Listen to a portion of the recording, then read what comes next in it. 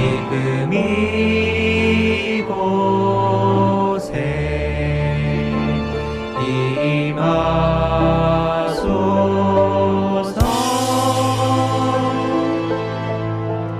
임하소서.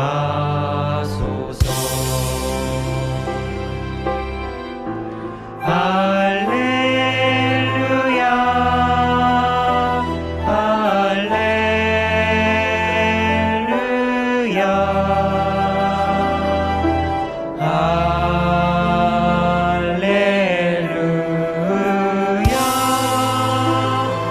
할렐루야 할렐루야. 주님의 성령 지금 이곳에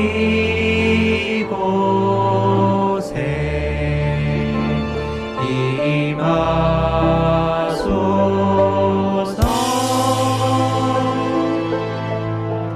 임하소서.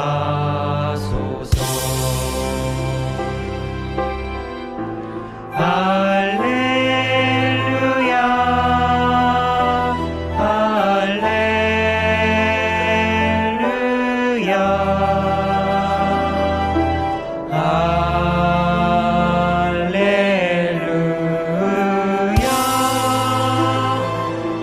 할렐루야.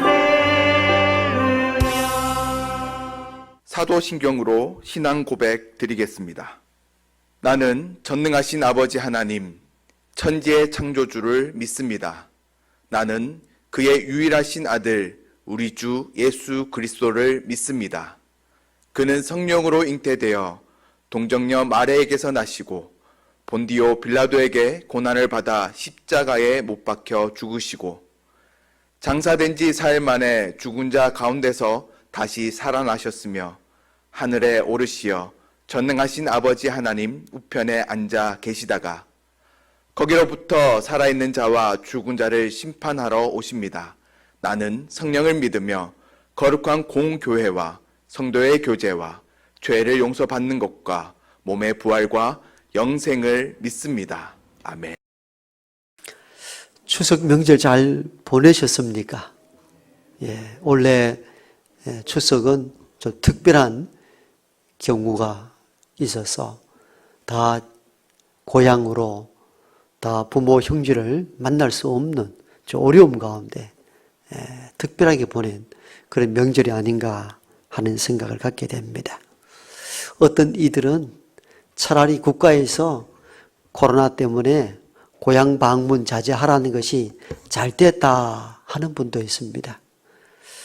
뭐 장사도 안 되고 사업이 실패도 있고 실직도 했는데 안 가기도 그렇고 가자니 참 이 모습으로 부모 뵙기도 참 힘들고 어려워서 어떻게 하나 하는데 마침 정부에서 고향 방문 자제해 주십시오 하니까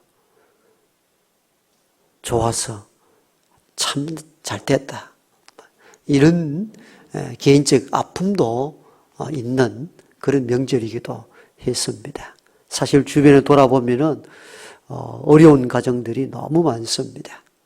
뭘 하다가 이제 좀 시작해야 되겠다고 생각했는데 또 코로나가 예상치 못하게 확산됨으로 사업의 실패를 본 이들도 있고 인생의 좌절과 또 쓴맛을 경험한 이들도 의외로 많습니다. 성경에도 보면은 성공보다 실패한 경우가 더 많이 기록되어 있습니다. 하나님께서 인간을 창조하시고 보시기에 좋았더라. 감동할 정도로 아담과 하와라는 첫 가정을 시작해 하였지만도 그 가정은 최초의 범죄의 가정이 되지 않습니까? 어떤 의미에서 오늘날의 단어로 해석하면 실패입니다. 그 가정의 첫 아들 가인은 첫 살인자가 됩니다. 실패죠. 그죠? 첫 가정의 실패이기도 합니다. 노아 시대 때에는 사람의 아들들이 하나님의 딸들을 범하는, 즉 죄가 땅에 가득하여 물로 심판할 수밖에 없는 현상이 이럴 때 하나님께서 한탄하사 사람 지으심을 한탄했다. 실패였습니다. 그리고 아브라함을 선택했습니다.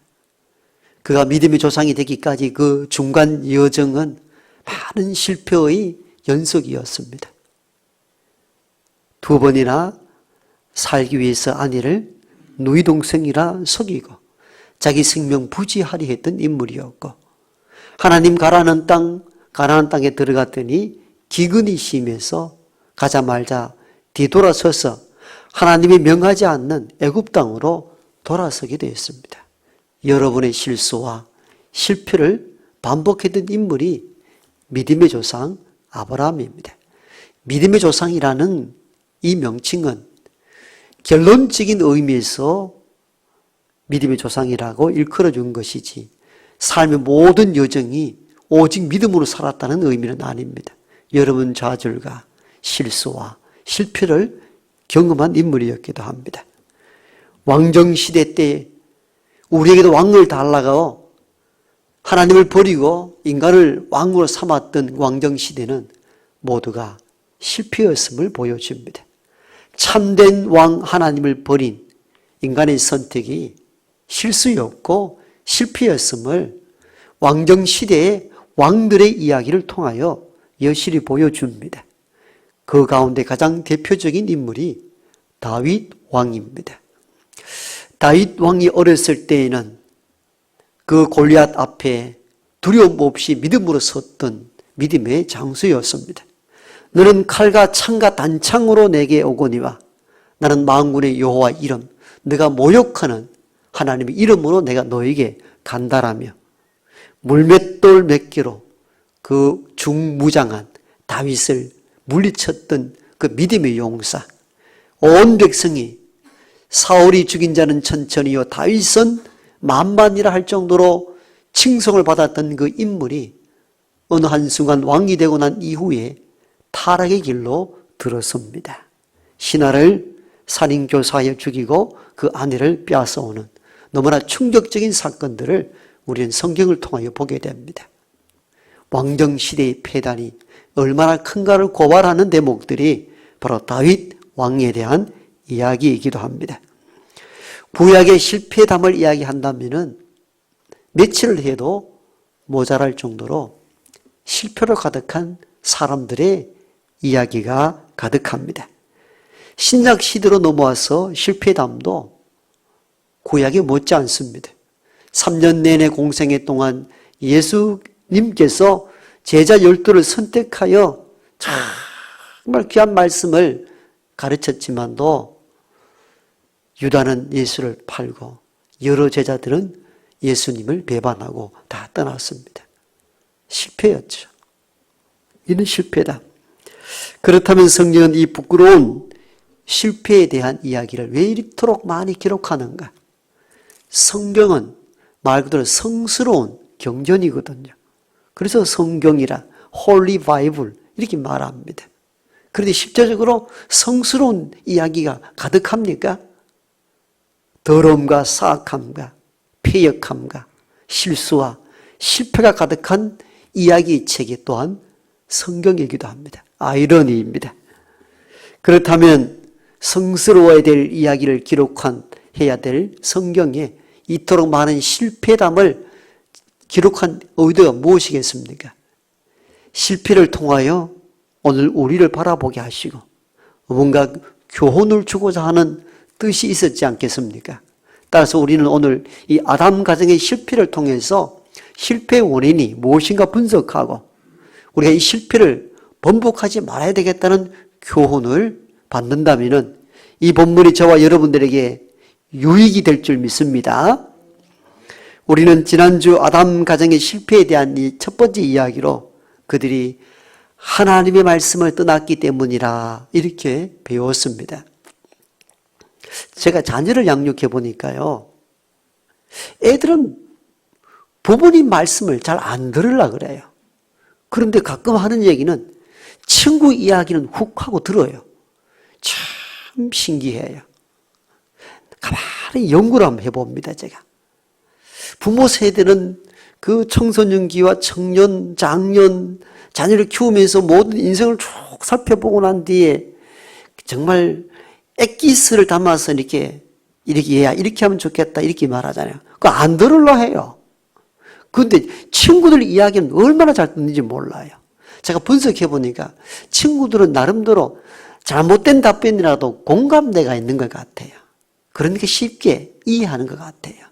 친구가 뭐 말하면 솔깃하게 듣고 따르는데 부모 말은 죽어라가 안 들으려고 그래요.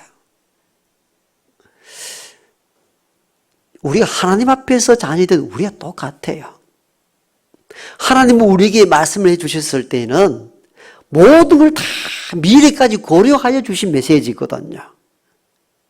그러면 내가 이해되든 안 되든 하나님 말씀이시니까 순종해 봐야지, 따라 봐야지. 이 마음이 들어야 되는데 우리는 우리가 이해하는 차원에서 내가 이해가 되면 받아들이고 이해가 안 되면 거부를 해요. 그런데 희한하게도 세상 이야기는 잘 듣거든요. 바퀴가 솔깃해가지고 막 다 따라가요. 아담과 하와도 비슷합니다. 하나님이 다 자유롭게 해라. 다 먹어라. 그러나 동산 중앙에 있는 나무의 열매는 먹지 말라. 먹는 날에는 너희가 정령 죽으리라. 한동안 그렇게 살아왔는데 마귀가 유혹하잖아요. 동산 중앙에 있는 나무 열매 먹어봐라. 먹는 날에는 하나님과 같이 되어서 눈이 밝아진다. 하나님과 같이 된다는 겁니다. 하나님은 먹지 말라 명하는데 악한 마귀는 그것 한번 먹어봐라. 네가 몰라서 그렇지. 먹는 날 하나님과 같이 된다는 거예요. 여러분 우리가 삶의 태도를 이렇게 보면은 하나님 주신 메시지보다는 우리가 세상의 말에 더 많이 치중할 때가 많습니다. 대부분 실패의 인생을 산 사람들 한번 유형을 한번 찾아보십시오. 대부분 하나님의 말씀을 버린 경우입니다. 하나님의 말씀을 떠난 경우 거의 다가 실패합니다. 잠시 성공해 보이는 듯 하지만도 긴 인생을 돌아다 보면은 거의 모두가 실패작입니다. 그 여실히 다 드러납니다. 아담과 하와의 실패는 그들이 하나님의 말씀을 떠났고 하나님의 말씀을 버렸기 때문입니다. 여러분, 하나님 말씀이 이해되든 되지 아니하든 우리 아버지 하나님이 주신 메시지라면 우리를 위한 말씀이 아니겠습니까? 그렇다면 우리 이해를 넘어서서 일단 한번 믿고 따라가 보십시오. 그때 어떤 역사가 일어날 것입니다. 여러분, 하나님 말씀대로 살았는데 잘못됐다는 분들이 있으면 한번 그 증거를 가져와 보십시오. 제가 주변을 살펴보나 그 인생의 긴 안목으로 봤을 때 그래도 무능해 보이고 세상에서는 부족해 보여도 하나님 말씀 안에 산 사람들이 그래도 복을 받고 살더라고요. 시편 기자는 주의 말씀은 내 발의 등이요 내 길에 빛이니이다 하셨습니다. 하나님 말씀 떠나지 마십시오. 하나님 말씀 붙잡고 이 어두운 시기를 이겨나갈 수 있는 저와 여러분 되기를 원합니다. 두 번째, 아담은 어떤 실패를 했는가 하면 실패의 원인은 뭐냐면 가진 것에 만족하지 않고 더 많은 것을 탐했기 때문입니다. 사실 아담 가정은 부족함이 없었잖아요. 환경적으로 에덴이라는 동산을 하나님 주셔서 누리고 삽니다. 부부 안에 사랑과 정도 남달랐습니다. 이는 내 뼈 중에 뼈요 살 중에 살이로다. 내가 곧 너이고 너가 곧 나이다. 부부가 하나 되는 일심동체의 삶을 살아왔습니다. 어느 날 마귀의 게임에 빠져서 바라보아야 되지 않을 것을 바라보고 탐하지 말아야 될 것을 탐합니다. 이것이 그들을 실패로 몰아가는 가장 큰 동기였고 원인이었습니다. 그들은 하나님과 같이 되고자 하는 탐심을 마귀가 자극한 것이죠. 이보다 더 좋은 곳이 어디 있습니까? 사실 우리가 보편적으로 이 정도면 살아가지, 이 정도면 괜찮아 할 때에 누군가 이렇게 말합니다. 네 능력에 네가 무엇이 부족했어? 무엇이 모자랐어? 그것보다 한 단계 더 뛰어나면 더 좋을 텐데, 이렇게 우리를 가끔 탐심을 자극할 때가 있죠. 너 이제껏 잘 먹고 잘 살고 돈도 많은데 정치 한번 나가봐라. 우리는 그 이상의 것을 사실 탐하도록 만들어냅니다. 세상은 이런 논리죠. 지금보다 더 나은 미래의 삶이 있다라는 것. 굉장히 좋아 보이는 말이고 우리는 여기에 동화되기도 합니다. 그런 측면도 강하게 있죠. 그런데 지속된 탐심은 오늘의 나를 만족함을 없애버리고 계속 뭔가 허전하게 만들어내는 작업을 합니다. 이게 마귀의 유혹이거든요. 에덴 동산에 있는 아담과 하와는 사실 부족함이 없는 거거든요. 그런데 한 번도 그 생각을 못 해봤는데 마귀의 유혹을 들어보니까 뭔가 탐하는 마음이 생겨. 그거 왜 먹지 말라 했지? 먹는 날에는 눈이 밝아져 하나님과 같이 된다. 여러분 이거 얼마나 관심 있는 주제입니까? 하나님과 같이 된다니까요. 우리 안에 있는 것을 계속 자극시켜 나가는 거죠. 사실 이게 죄의 근원이고 뿌리이며 시작이기도 합니다. 폴 틸리는 원죄에 대해 이렇게 설명합니다. 이제껏 기계적, 유전적 원죄를 설명했습니다. 아담이 죄를 지었기 때문에 인류 모두가 죄인이다. 폴 틸리는 여기에 대해서 반발합니다. 만약 그렇게 원죄를 해석하면은 오늘 내가 죄인됨이 아담으로부터 기계적으로 유전적으로 내려왔다면은 내가 지금 범죄하는 이 일에 대하여 항변할 수 있다는 겁니다. 내가 원치 않는 죄, 아담으로부터 유전되었다면은 그게 왜 내 죄입니까?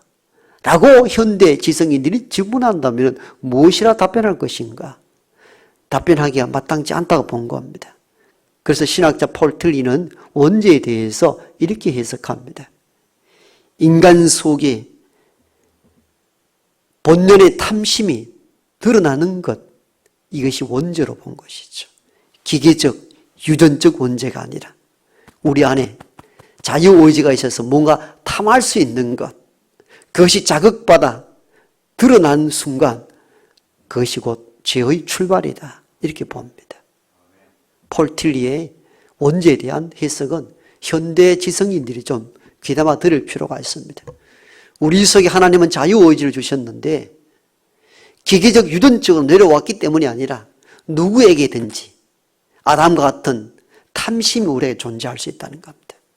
그게 내적이든지 외부적 자극이든지 간에 그것이 폭로되는 순간 죄의 시작이고 출발이 될 수 있다고 본 것이죠. 그렇습니다. 인간의 탐심은 우리 속에 내재되어 있을 수가 있습니다. 그게 어떤 외부의 자극에 의해서 바깥으로 드러날 때 죄의 출발점이 되기도 합니다. 열왕기하 5장에 보면요, 아람 장군 나아만이 엘리사 선지자에게 와서 나병을 깨끗하게 치료받습니다. 나아만 장군이 너무 감사하고 감격하여서 예물을 엘리사에게 드립니다. 엘리사는 그 예물을 일절 받지 않습니다. 하나님으로부터 받은 은혜를 베푸는 것에 불과하니까 그 예물을 내가 받을 수가 없다는 겁니다. 이 일을 엘리사 사환 게하시가 옆에서 듣고 봅니다. 아니, 당연히 받아야 될 건데 저걸 왜 안 받지? 하는 생각이 듭니다. 그래서 나만 장군은 가져온 예물을 그대로 싣고 다시 고국으로 돌아가는데 게하시가 그 뒤를 따라갑니다. 그리고 수레를 멈추게 하고 우리 선생 선지자 엘리사에게 여러 제자가 있는데 제자 중에 지금 생활이 너무 어려운 사람이 있어서 은가 옷이 좀 필요하다고 내게 다시 말씀해서 찾아왔습니다. 그러자 나만 장군이 아이고 당연히 드리고 말고요. 은이 한 장만 아니라 2장, 3장 드리겠다. 은과 옷을 게하시에게 내다 줍니다. 게하시가 그 은과 금을 집에 감추고 선생 엘리사 앞에 설 때에 엘리사가 묻습니다. 네가 어딜 갔다 오느냐? 네가 왜 받지 말아야 될 것을 받느냐 말합니다. 혼자 갔다 온 줄 아는데 게하시가 다 알고 있었던 것입니다. 네가 거짓말하고 탐심으로 인하여서 나만에게 있었던 나병이 너에게 발병할 것이다.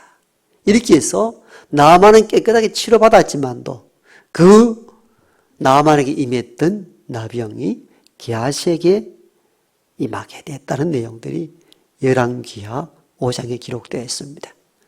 탐심이 게하시의 인생을 망친 것입니다. 여러분, 다윗이 한때 믿음의 사람이었습니다마는 나락으로 떨어진 이유가 무엇입니까? 탐심입니다. 바로 신하의 아내를 빼앗아 와야 되겠다는 그 탐심이 그 인생 전부를 구렁텅이로 빠뜨렸고, 백주 데낫의 그 아들이, 다윗의 아들이 어머니 되죠. 다윗의 후처를 백주 데낫에 범하게 됩니다. 끔찍한 사건의 연속은 바로 다윗의 이런 탐심 때문에 빚어진 비극이요 아픔이었습니다. 야고보서 1장에 보면은 욕심이 잉태하여 죄를 낳고 죄가 장성하여 사망을 낳는다 경고합니다. 탐심, 욕심이 잉태해서 죄를 낳고 죄가 점점 커져서 죽음에 이르도록 한다는 겁니다. 결국은 탐심이 죽음에 이르도록 하는 원인이 된다는 것입니다. 탐심을 물리쳐야 됩니다. 골로새서 3장에서는 탐심이 곧 우상 숭배라 이렇게 지적합니다. 여러분, 이 말씀을 잘 경청해야 됩니다. 오늘 우리는 우상을 숭배하지 않잖아요. 뭘 걸어놓고 고대처럼 그리하지 않습니다. 현대 기독교인들은 내가 우상을 숭배하지 않고 오직 하나님만 바라봅니다. 이렇게 고백합니다마는 골로새서 3장에서는 탐심이 곧 우상 숭배라. 여러분, 이 메시지를 깊이 경청해야 됩니다. 탐심이 왜 우상 숭배입니까?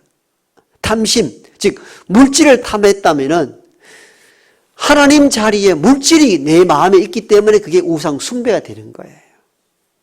이 메시지를 이해하셨습니까? 동상을 만들어 놓고 그림을 붙이고 물건을 만들어서 숭배하는 것만이 우상 숭배가 아니라 탐심 그 자체가 우상 숭배라 지적합니다. 왜요? 탐심은 하나님의 있어야 될 자리에 인간이 추구하는 욕망, 욕구가 거기에 걸려있기 때문에 이게 우상 숭배가 되는 것입니다. 그래서 골로새서 3장 5절에 하신 이 메시지, 탐심이 곧 우상 숭배라는 것이 오늘 우리에게 얼마나 귀한 메시지로 오는지 모릅니다. 미국의 유명한 코미디언이 이런 재미있는 블랙 유머를 구사했습니다. 아담과 하와에게 하나님이 옷을 지어주지 않았던 것은 옷을 지어주면은 주머니를 만들어 달라 할 것이다. 주머니를 만들어주면은 주머니 안에 뭘 채워달라고 징징대기 때문이다. 그렇게 블랙 유머를 사용했어요. 신학자는 아니지만도 귀담아 들을 이야기입니다. 탐심이 끝이 없다는 겁니다. 옷이 없으면 옷이 있어야 된다 말하고, 옷을 지어주면 주머니 달아달라고 이야기를 하고, 주머니 달아주면은 주머니 뭐 채워달라고 한다는, 이 끊임없는 욕구 속에 산다는 겁니다. 사실 우리 옷을 보면 주머니가 참 많습니다. 여기도 있죠. 여기도 있죠. 뒤에도 있죠. 앞에도 있죠. 온 천지 사방이 주머니입니다. 뭘 많이 넣어 다녀요, 실제적으로. 구질구질한 거든. 인간의 욕망, 탐심을 다루는 내용들입니다. 탐심은 여러분 우상 숭배입니다. 탐심이 저와 여러분들의 삶을 망칠 수 있다는 것을 잊지 말아야 됩니다. 그것을 아담의 가정을 통하여 보여줍니다. 지금 있는 것에 감사하며 만족한 삶을 살아갈 수 있기를 원합니다. 세 번째 아담 가정의 실패는요, 자신의 잘못을 인정 않고 남 탓만 했기 때문입니다. 이 본문은 우리가 여러 번 들어서 잘 아는 내용들입니다. 그러나 한 번 더 경청할 필요가 있습니다. 하나님 말씀은 듣고 또 듣고 또 듣고 또 마음에 새겨야 합니다. 왜 실패했느냐? 왜 넘어졌느냐? 그들이 다시 회복할 수 있는 기회가 있었고 하나님은 그 기회를 주기를 원했습니다. 그래서 하나님은 아담을 불렀습니다. 왜 먹었느냐고. 왜 먹었느냐는 이 의미에서는 남 탓하지 말고 자기를 돌아보라는 메시지였죠. 그죠? 금방 말씀대로 죽일 작정이었다면 먹는 순간 죽여버리면 되죠. 죽이지 않고 왜 먹었느냐 물었을 때는 한번 돌아보라는 것입니다. 그런데 아담은 이렇게 대답하지 않았습니까? 하나님께서 만들어 내게 준 그 여자 때문입니다. 누구 탓입니까? 먼저는 하나님 당신 탓입니다. 내가 뭐 만들어 달라 했나요? 나를 깊이 잠재워 놓고 나의 갈비뼈를 빼서 만든 이는 당신 하나님 아니십니까? 하나님이 내 갈비뼈를 빼서 만들지만 알았더라도 내가 이런 일들을 내가 저지르지 않았을 것 아닙니까? 그래서 하는 얘기가 하나님이 내게 만들어준 그 여자 때문에 이렇게 얘기합니다. 하나님 탓입니다. 두 번째는 그 여자 때문입니다. 그 여자가 나를 꾀해가지고 내가 이렇게 되었습니다. 내가 먹다가 이게 안 걸렸습니까? 남자만 이게 나와 있잖아요. 그래서 영어로 아담스 애플이라 말하다. 요 부분. 먹다가 내가 걸린 이유가 뭔데요? 그 여자 때문 아닙니까? 그러는 거죠. 하나님이 한 질문을 아담이 이해하지 못한 것입니다. 돌이키라고. 네가 가장이 아니냐? 그때 여보 그건 아닌 것 같소. 해야 될 물음인데 니도 덜렁 먹어놓고 뭔 소리 하느냐? 너 자신의 책임으로 돌릴 줄 알아야 된다는 겁니다. 하와에게 묻죠. 그럼 하와야, 네 남편에게 물었더니 네 때문이라 그래. 네가 왜 그러냐 했더니 뱀이 나를 깨물어 먹었습니다. 그러잖아요. 여러분 이 보십시오. 다 핑계, 남 탓. 하나님이 왜 먹었느냐 이 질문 속에 자신을 돌이키고 자기 책임을 느끼고 회개하고 돌아설 것을 요청하는 하나님의 엄한 질문이었던 것입니다. 그걸 놓치고 말았던 것이죠. 사실은 여러분 내 탓인 줄 알아야 회개의 시간을 가질 수가 있습니다.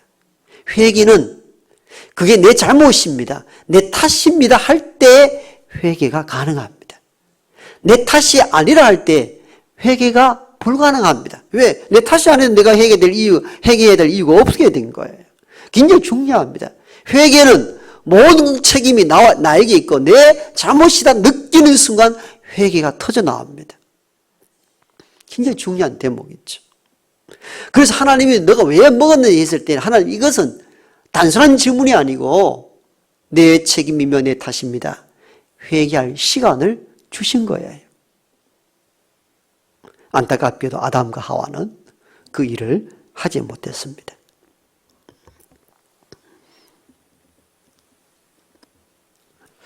성경에 보면은 특히 마태복음 1장 1절에 보면은 아브라함과 다윗의 자손 예수 그리스도의 계보라. 예수 그리스도의 족보에 누구 이름 먼저 나옵니까? 아브라함과 다윗이 나오잖아요. 다윗은 인생을 보면 실패했다 그랬잖아요. 제가 앞에서. 그럼 뭔가 앞뒤가 악위가 안 맞잖아요. 사실 실패도 실패 이 정도로만 해석할 정도가 아니고 악랄한 놈이죠. 어떻게 충성스러운 왕을 위하여 일생을 헌신했던 그 신하를 전쟁터에 내보내어 살인교사에 죽이고 그 아내를 빼서 현대에 있었어도 이런 인간들은 마땅히 죽여야 마땅할 인간입니다. 그런 인물이 버젓이 예수 그리스도의 족보에 등재되어 있다는 것을 뭘 의미합니까? 그런 실패한 인생이었고 한때 마땅히 죽여야 될 인물임에도 불구하고 나단 선지자에 의해서 자신의 죄를 물었을 때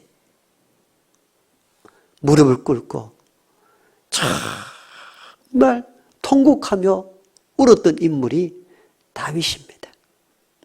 그게 시편 53편이고 오늘 우리 교동문 27번에 기록된 것입니다. 내 죄악을 맑게 씻어 주옵소서. 여러분 그 대목을 읽어보면 죄와 악에 대하여 통절하게 회개하고 눈물로 침상을 띄울 정도로 아파했던 인물이 다윗이기도 합니다. 다윗은 악나라였고 실패한 인생이었습니다마는 예수님의 족보에 오를 정도로 믿음의 조상의 반열에 올랐던 것은 죄가 드러났을 때 남 탓하지 않았습니다. 나단 선지자의 목을 벤 것이 아니고 선지자 앞에 무릎을 꿇고 통곡하며 아파하며 눈물로 회개했던 인물이 다윗입니다. 사실 다윗의 많은 시편은 바로 그가 범죄한 이후에 새 인생을 살면서 썼던 신앙의 고백록이기도 합니다. 다윗은 범죄했습니다만 그것이 드러났을 때 내 탓입니다. 전적으로 내 아픔이고 마땅히 죽어야 될 죄인은 나입니다. 그래서 하나님이여 내게서 성령이 떠나지 않게 해달라고 울며 빌었던 인물도 다윗입니다. 오늘날 국가나 교회 공동체나 가정이나 실수도 하고 잘못을 범할 수도 있습니다. 사람들이 모인 곳이기 때문에. 그럴 때에 국가나 그의 국가의 지도자나 교회의 지도자, 가정의 가장은 그것이 내 탓인 줄 알고 회개의 기회를 삼아야 합니다. 저는 교회에서 정치적 발언을 하는 것을 원하지 않는 사람 중에 한 사람입니다. 정치적 관심을 갖지 말라는 의미가 아닙니다. 오해하지 마십시오. 정치적인 일들이 교회 안으로 들어오게 되면 교회도 정치화될 수 있는 위험에 빠집니다. 여러분 개인은 어떤 정치적 신념을 가질 수 있습니다. 그게 보수든 진보든 여당이든 야당이든 친정부든 반정부든 간에 어떤 정치적 신념은 필요합니다. 그러나 교회에서 절차라는 그 의미는 교회 안에는 여도 있고 야도 있고 진보도 있고 보수도 있고 친정부도 있고 반정부도 있기 때문이에요. 그래서 공적 기도나 설교를 통해서 편향된 이념의 정치적 도구로 사용되는 것은 나는 매우 위험하다고 봅니다. 여러분이 정치인으로서 세상에서 어떤 이야기를 하든 상관없지만도 교회 공동체는 정치를 초월한 예수 그리스도의 정신이 지배하는 교회가 되어야 합니다. 여러분이 어떤 한 측을 선호하여 야 목사님 오늘 그 정치적 설교 참 시원합니다 하면 반대쪽에서는 굉장히 반발이 일어날 겁니다. 그래서 저는 어떤 정치적인 어떤 이념과 신념에 따라서 설교나 기도하는 것은 매우 위험하고 교회에 적절하지 않다고 보는 사람입니다. 가끔은 저에게 오해를 합니다. 목사님은 좌파입니까 우파입니까? 저는 좌파도 아니고 우파도 아니고 예수파입니다. 여러분 목사를 이해해야 합니다. 편향된 시각을 가지면 교회가 정치화될 위험에 빠지기 때문입니다. 그러나 어떤 국가나 어떤 정치가 반성경적 그리고 반생명적일 때는 정치를 넘어서서 외쳐가야 하고 한가할 줄도 알아야 됩니다. 따라서 우리가 정치 여야 좌우 떠나가지고 오늘의 국가를 바라보면은 과연 내 탓이요 하는 지도자가 있는가? 그래서 슬퍼지는 것이죠. 오늘 말씀이 비치는 이게 정말 내 탓이다. 백성들은 저 사람들 잘못한 것 같은데 라는 느낌이 있을 때에 잠시 제가 생각을 잘못했습니다. 제가 자녀를 너무 아끼다 보니까 잠시 판단을 잘못했습니다. 공인으로서 하지 말아야 될 일을 했습니다. 라고 하면 참 좋은데 끝까지 우기는 것을 보면 여야를 넘어서서 정치 신념을 넘어서서 참 절대로 내 탓이요 했으면 좋겠는데 그게 왜 안 될까? 그게 목사로서 아픈 거예요. 이번에 공무원이 해상 표류하다가 어떤 동기가 원인인지 모르지만도 어떤 사살되고 죽었잖아요. 그러면 국가의 지도자들은 그 한 사람의 생명을 위해서 이게 그들을 보호하지 못한 우리 책임입니다라고 말하면 참 좋은데 한 개인에게 모든 책임을 다시 돌리라는 것은 좀 분노가 일어납니다. 친정부적인 반응이 이걸 떠나가지고 한 백성으로서 이런 분노가 일어나는 거죠. 좀 내 책임이었으면 좋겠다는 것 같아요. 교회 공동체가 어려워질 때도 목사는 그게 내 개인의 실수로 시작되지 않았다 할지라도 담임 목사는 항상 자기 책임을 가져야 돼요. 장로, 권사 마찬가지로. 교회가 분열과 어려움 빠질 때 다 누구 때문입니다. 남 탓하는 교회가 다 끼어졌어요.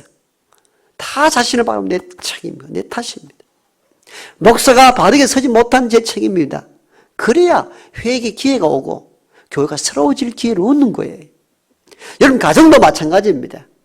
남편은 아내 탓하고 아내는 남편 탓했을 때 가정이 온전하게 유지될 수가 없습니다. 어떤 문제를 넘어서서 가정의 문제가 생기면 가장이 내가 바르게 하지 못한 제 책임이 크다고 말할 줄 알아야 가정이 바로 섭니다. 아담 가정의 실패는 바로 이 부분에 있습니다. 하나님께서 내게 준 그 여자 때문입니다. 내 책임이 아니라는 거예요. 하와는 뱀 탓합니다. 그러니까 오늘 가정의 위기는 어디서 온 겁니까? 아담 가정의 위기는. 뱀 탓인 것이죠. 왜 이러면 이 가정이 안 되는 거죠. 그런 실패가 자녀들까지 내려가는 거잖아요. 그렇죠? 남 탓하는 문화가 어떻게 됩니까? 가인이 하나님의 제사를 받지 않았을 때 동생 탓을 돌려 동생을 죽여버리잖아요. 그 내 탓, 하나님이 내 제사를 받지 않으면 내게 뭔가 문제가 있는가 보다라 생각해야 되는데 그 누구 탓을 돕니까? 동생 죄 없는 아벨 탓을 돌리니까. 아벨을 제거해버리면 좋겠다는 생각을 가지게 되는 거죠. 여러분 이거 보세요. 남 탓하는 문화가 자녀들까지 상당한 악영향을 미쳤잖아요. 그래서 모든 문제가 일어날 때에 자신을 한번 보는 거죠. 자신을 보는 거예요. 남 탓할 필요가 아무도 없습니다. 내 탓을 해야 회개의 기회를 얻을 수 있습니다. 회개해야 길이 열리는 것입니다. 그리고 남 탓하지 마세요.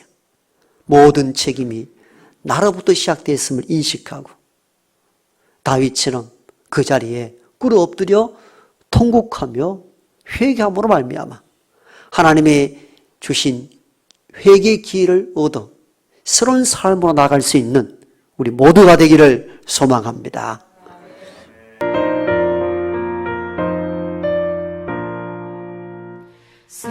샘물과 같은 보혈은 주님의 피로다.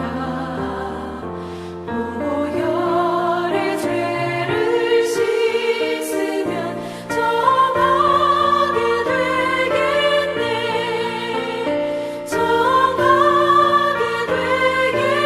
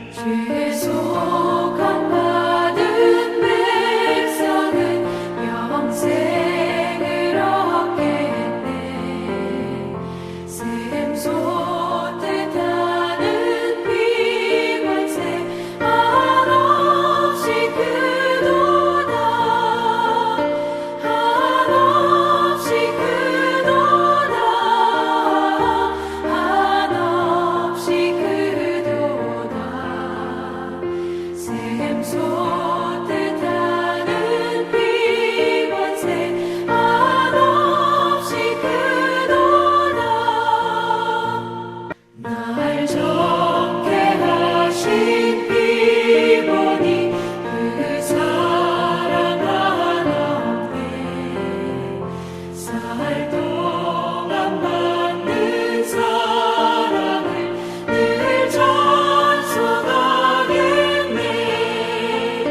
늘 찬송하겠네. 늘 찬송하겠네. 살 동안 받는 사랑을 늘 찬송하겠네. 이후에 천국 올라가 더 좋은 노래로 날 구속하신 은혜를 늘 찬송하겠네. 늘 찬송하겠네. 늘 찬송하겠네. 날 구속하신 은혜를 늘 찬송하겠네.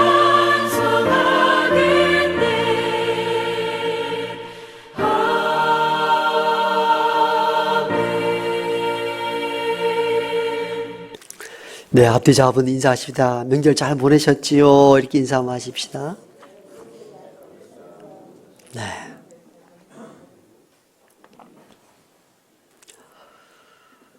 주보 중심으로 교회 소식 몇 가지 알리겠습니다. 피택자, 우리 교회 자체 교육이 2부 예배 후에 청소년 부실에서 열립니다. 한 분도 빠지지 않고 교육에 임해 주시기를 바랍니다. 아직 또 가을, 겨울이 되면은 또 팬데믹 현상이 또 심해지지 않는가 이렇게 염려하기도 하니까 또 기독교인들이 책임감 있게 이웃을 사랑하는 마음으로 방역 수칙 철저히 지켜주시기를 바랍니다. 입교와 세례 받기를 원하는 분들은 신청하시고 교육에 임해 주시기를 바랍니다. 목요 반찬 나눔팀 매주 목요일 날 이웃을 위한 나눔이 있습니다. 위하여 협력하고 기도해 주시기를 바랍니다. 고3 자녀들 입시, 수시 입시 마감이 되었습니다. 또 정시 입시, 수능 원래는 좀 늦게 12월 3일에 있습니다. 위하여서 아이들이 또 현장 교육 받기도 쉽지 않는 어려움이 있으니까 위하여 기도해 주시기를 바랍니다. 우리 교회가 피택 받은 분들이 11월 1일 그 2부 예배 때에 별도 행사를 요즘 갖기가 어려워서 임직 예식을 갖게 됩니다. 이때에 명료의 권사로 한 5분을 초대해서 함께 예식을 갖기 원합니다. 서임석, 송노기, 송춘자, 정경순, 박금자 이렇게 5분이 당회에서 이렇게 최종 추인을 했습니다. 단체에 추천도 받고 또 교회에서 여러 종합적으로 판단해서 내렸습니다. 또 이번에 또 빠진 분들이 혹시 계시면은 또 이렇게 추천하시면 다음 기회를 또 갖도록 하겠습니다. 어떤 명예 권사로 추대하는 분들은 그 나름대로 당회에서는 원칙을 정했습니다. 10수년간 교회를 오랫동안 출석하시고 봉사 그리고 교회에 덕을 쌓은 분. 우리 서임석 집사님은 일부에 예배 오셨는데 내년에 집의 나이로 100수가 됩니다. 그래서 뭐 꼭 봉사는 크게 하지 않았지만도 100수가 되도록 교회에 꾸준히 예배 참석한 것도 그것도 큰 본이 되거든요. 그래서 그 100수를 맞이해서 교회에서 명예 건사로 추대하는 것이 옳은 일이라 여겨서 한 경고입니다. 송노기, 송춘자, 정정순, 박금자 집사님들은